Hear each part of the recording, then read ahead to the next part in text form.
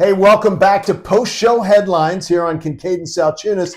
He's not Salchunas, he's Connor Thomas, but you should already know that. If you like and subscribe to the channel, you should already know who Connor is. Yeah, we got a lot of great content out there, whether it's those two knuckleheads or me included, Brendan Gunn, Haley, our whole crew here. How about the knuckleheads in the afternoon? That's true. We got a lot of knuckleheads around here. I mean, when you Google knuckleheads, they show up in like the first search. You're just trying to start a fight now.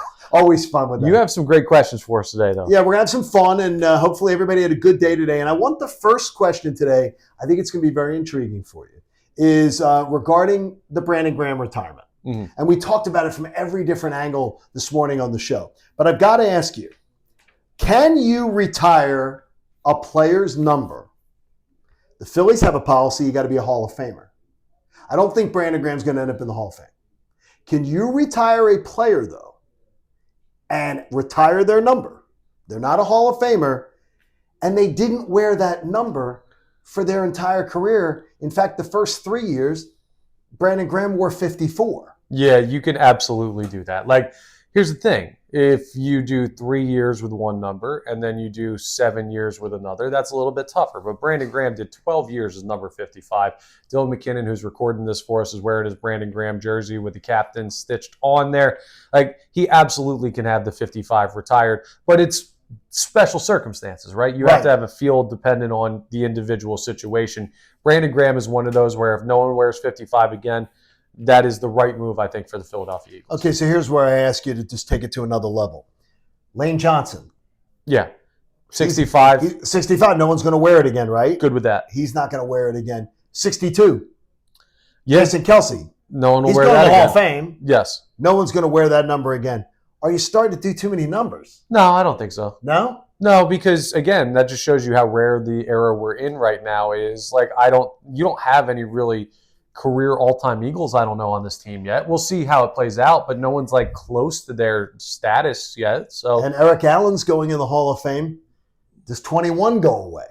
Like, there's a lot of questions got to be asked. Yeah, there's 99 numbers, so you got the opportunity to figure out a new number for some people if you have to. And your number is 18. Yes, it is. CT18. That one is not retired as far as I know, so if the Eagles ever want to give me a call, we can do that. Now, I have a question for you based on something that may have distracted Adam Schefter during today's show. Oh, he was distracted. Aaron Rodgers. Now, we talked about this a little on air sparingly, but when I hear about Aaron Rodgers to the Giants, that is the ideal situation for me because I think that would just be an absolute mess. Do you root for Aaron Rodgers to end up in the division? Because I know how you feel about the guy. You think he's washed. I absolutely would love nothing more. I mean, Joe Shane, if you're watching, and God knows you're doing something with your time, you're not evaluating talent well, get Aaron Rodgers there. Get a big name in New York. It'll work out this time. Connor, it will be a colossal dumpster fire because he's going to be on every week with his chuckle boy, Pat McAfee. And he's going to be sitting there, and they'll be like, "Oh, Aaron, you're so funny," as he's ripping teammates, as he's ripping the coaching staff, as he's ripping young players not working hard enough or understanding his greatness. Mm-hmm. There'd be nothing better to just burn down that building once and for all than Aaron Rodgers. Now, I'll defend Pat McAfee. I think what Aaron Rodgers says is funny. I just wouldn't want him to be the quarterback of my team. As an outside observer, it's hilarious, and that's why you want him in division. McAfee's smart. Yeah. Because he knows that's great interview. He benefits from it. Aaron Rodgers and his teammates never benefit from it. They do not benefit from him being so open to the media and doing all these things, self-promoting himself. Right. They don't benefit. It's very anti what the Eagles do, but it'll also make the NFC East the most interesting division in football with the Cowboys circus, the Rodgers circus, Jaden Daniels in Washington, and the defending Super Bowl champions. If Aaron Rodgers goes to the Giants, because it sounds like the Vikings are out, that'll make the division a lot more interesting. Okay, Connor Thomas has Brandon Graham's retirement money. Ooh. Okay? You can do whatever you want. Your dream retirement location. Now I'm asking you as a guy just in 30. Your dream retirement location right now in your head, you wake up every day, you do not have to work, you know everything's under control financially. Where is it? Believe it or not, working with you and Andrew every day, I think about this often. And I get to the point where I start to consider weather because I'm a warm weather guy. You are. You're very much a warm weather guy. Now I think Florida, I think California, and I think Arizona. Florida is out because of the hurricane season. Well, if you had Brandon Graham's money, oh, you could afford California. I could. If you work in radio, you will never be able to afford California. Hey man, I might get a nice little 1-bedroom apartment out there one day, but California, you got the earthquakes, you got the fires. I mean, Arizona seems like the warm place without the weather or natural disaster thing. Play some good golf, like dry heat, I hear, which is all anyone ever says awesome. about that place.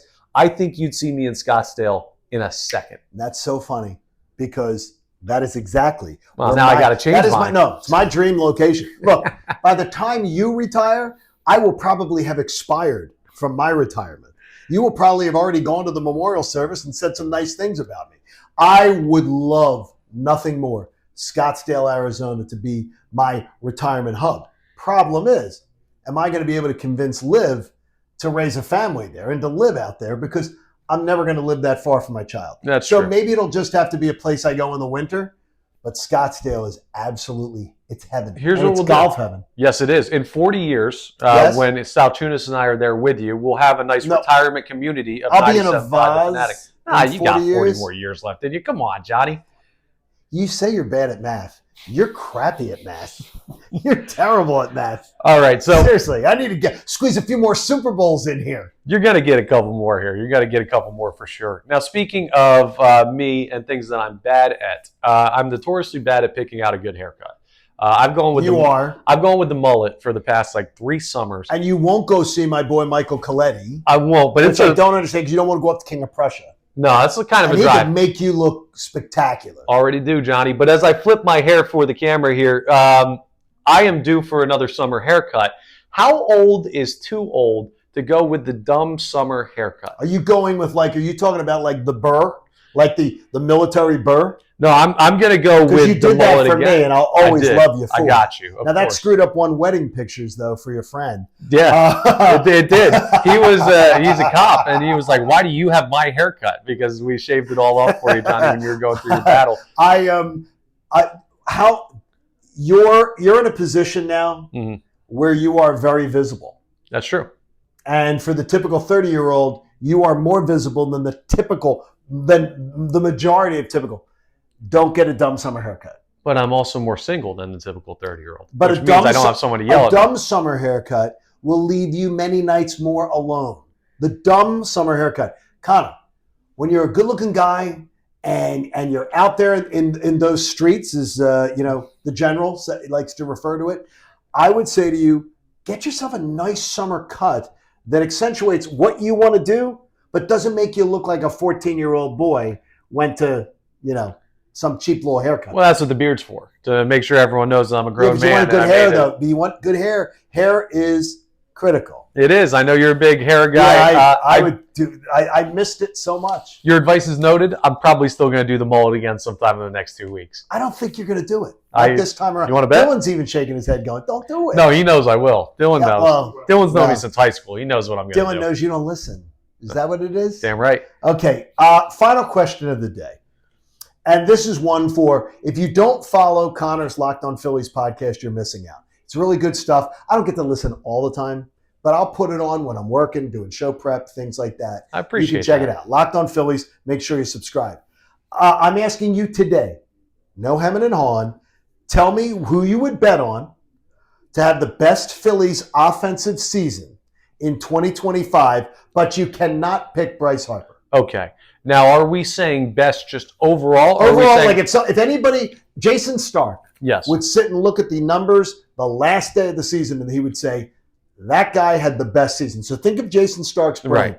He's looking at the numbers and saying, that's the best offensive season on the Phillies. Can't pick Harper. So it's not best over expectation. Like if Rojas goes and hits 280, that's a great year. You're saying overall. Best offensive season.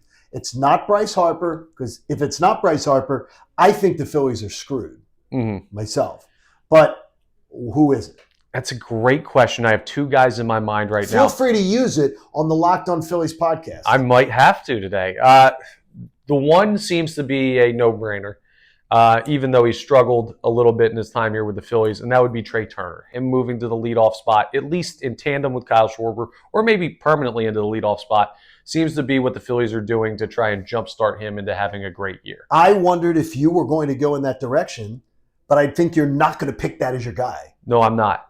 I'm going to go with the guy who maybe has the most to prove out of that core of players. JT Realmuto is going to have the best offensive season for the Philadelphia Okay, Phillies. wait a minute. My mind is blown. Yes.